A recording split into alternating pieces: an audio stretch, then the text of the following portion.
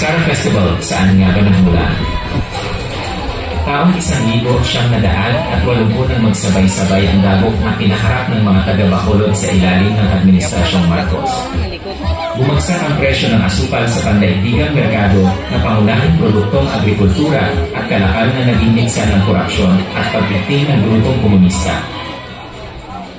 Sa taon din ito nang maganap ang trahedya ng paglubog ng barkong MV-12 na aksidenteng sumalpok sa isang oil tanker sa Tablas Strait. Karamihan sa mga nasawi ay residente ng Bacolod.